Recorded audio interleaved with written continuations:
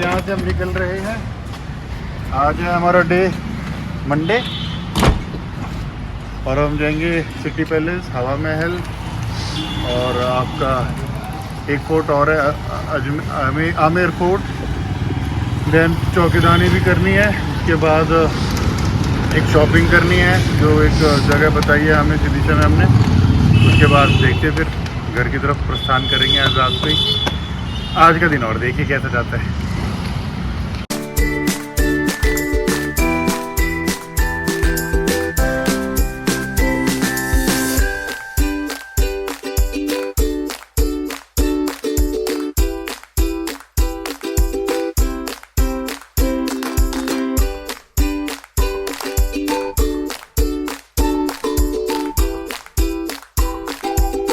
तो एक तो ये लाल लाल के रखते हो पिंक सिटी को अपनी, ये बताओ। पिंक सिटी लाल लाल नहीं होता बड़े भैया। Sorry, जो ईट pink का कलर ब्रेक है। कलर होता है ना, ईट का जो ब्रेक कलर होता है ये वो कलर होता है। पहले यहाँ से यूटर्न लीजिए, आप पेट्रोल डला लीजिए इससे।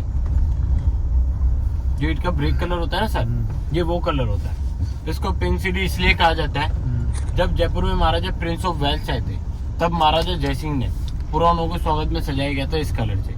जब से लेकर आज तक इसको पिंक सिटी के नाम से ही जाना जाता है। तो दोस्तों जो ये आप जयपुर का बाज़ार देख रहे हो, इसकी बनावट 100 साल पहले भी ऐसी ही थी। सबसे बड़ी बात जो मुझे यहाँ लगी, यहाँ कुछ रूल और रेगुलेशंस ऐसे हैं कि आपकी शॉप चाहे कितनी भी ब्रांडेड क्यों ना हो, लेकिन आपको ब्लैक एंड वाइट तरीके से ही उसका नाम मेंशन करना होगा। 100 साल पहले भी ऐसा ही था और आज भी वैसा ही है। बनावट वही, कलर वही और सड़कें उतनी ही चौड़ी। साफ़ सफाई भी काफ़ी हद तक बहुत बढ़िया थी जयपुर में। आगे देखना, एक फ़ोटो आपको दिखाई देगा कि 100 साल पहले ये बाज़ार कैसा दिखता था और आज भी ये बाज़ार कैसा दिखता है। यहाँ पे सबसे बेस्ट है श्री राम रेस्टोरेंट। वहाँ पे आपको पराठे वगैरह भी हैं, मतलब टोटली वेज खाना है।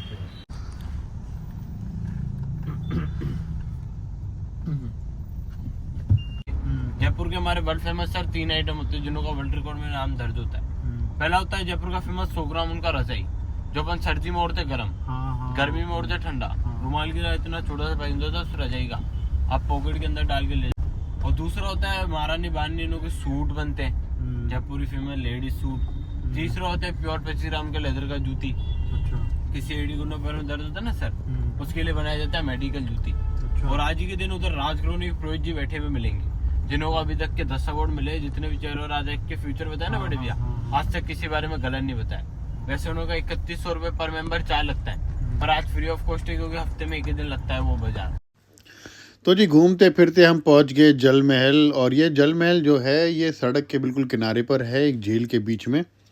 इसको बनाया था महाराजा सवाई जय सिंह ने, जो कि अश्वमेध यज्ञ उन्होंने करवाया था और उसके बाद इस महल को बनवाया। महल की जो खासियत है वो ये थी कि राजा रानियों के साथ नहाने के लिए और कुछ खास मौक़ों को यहाँ पर जश्न मनाने के लिए प्रयोग करते थे।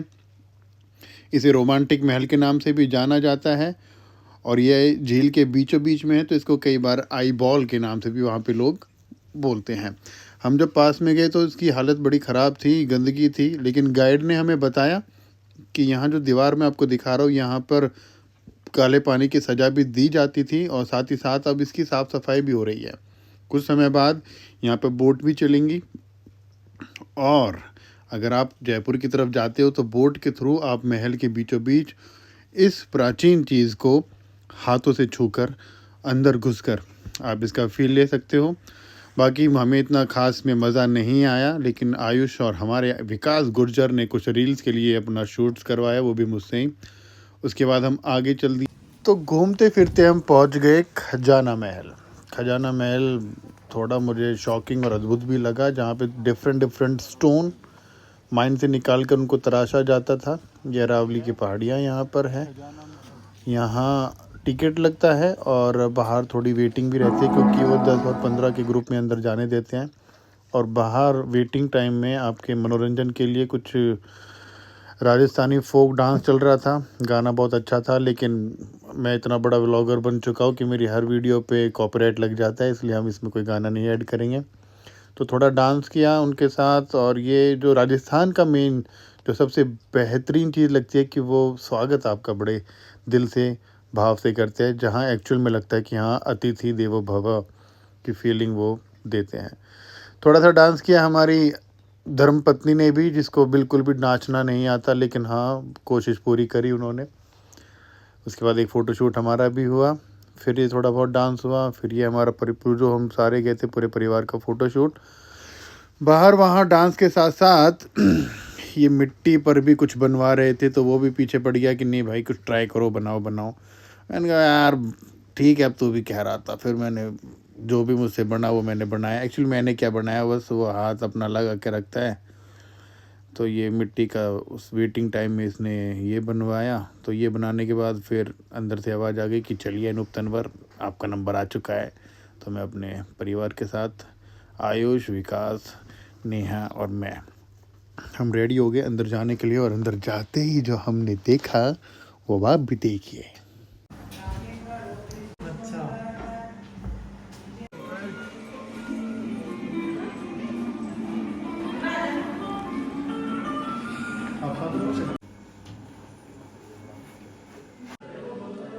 जयपुर की महारानी गायत्री देवी, इन्होंने 12 साल की उम्र में शेर का शिकार किया था। ये अपने समय की बहुत ही प्रसिद्ध घुड़सवार भी रह चुकी है। इन्हें विश्व सुंदरी का अवार्ड भी प्राप्त है। जोधपुर के महाराजा तख्त से गए, इन्होंने जो ज्वेलरी पहनी थी उसके रेप्लिका वहां देख सकते हैं। ये उदयपुर के महाराणा भोपाल सिंह, इन्हें जो भी ज्वेलरी पसंद आती थी मार्बल को कुछ इस तरीके से डिजाइन करके 24 कैरेट गोल्ड में बनाया जाता था। भगवान श्री गणेश जी की प्रतिमा 1995 में बनकर तैयार हुई थी। Single green yellow aventurine stone में बनाई गई प्रतिमा। तो 100 साल पुराना बाजार है, जिसकी ओरिजिनल फोटो आप यहाँ पर देख सकते हैं। आज भी बाजार वो इसी तरीके से दिखाई। पहले आप इस तरफ देख रहे हैं, पूरा माइनिंग वाला सेक्शन है। जब स्टोन माइन से निकलता है बिल्कुल नॉर्मल पत्थर जैसा दिखता है, जैसा कि आप नीचे साइड में देखेंगे।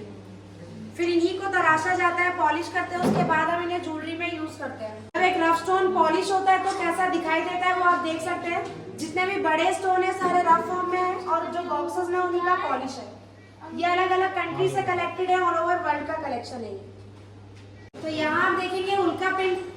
उल्का पिंड के बारे में आप सभी ने सुना होगा। इसे टूटता तारा, शूटिंग स्टार, मीटियोराइट से अलग अलग नामों से भी जानते हैं। तो यहाँ पे जो छोटा सा स्टोन है, छोटा सा पत्थर जिसके ऊपर लाइट है, ये उल्का पिंड का एक छोटा टुकड़ा है। बहुत बड़े साइज में मैक्सिको में गिरा था, वहां से डोनेट किया हुआ।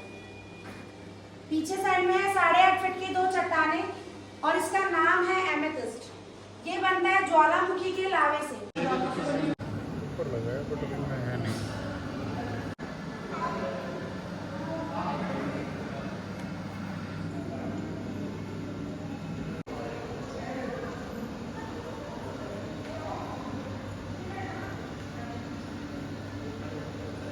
तो हम घूमते फिरते आ गए हैं हवा महल। हवा महल को 1799 में महाराजा सवाई प्रताप सिंह ने बनवाया था। वो श्री कृष्ण जी के बहुत बड़े भक्त थे, इसलिए इस महल की जो बनावट है वो श्री कृष्ण जी के मुकुट के आकार की है। और इसको डिज़ाइन किया था लालचंद उस्ताद जी ने।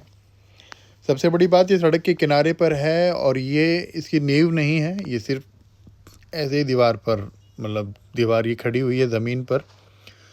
दूसरी बात, इसमें 953 विंडोज़ हैं, और इनमें रानियाँ जिनके पास हीरे जवाहरात और ज़मीन की कमी नहीं थी, लेकिन फिर भी इन खिड़कियों के पीछे बैठकर वो सामने की सड़क पर होने वाले जुलूस या बाज़ार में होने वाली गतिविधियों को देखा करती थी।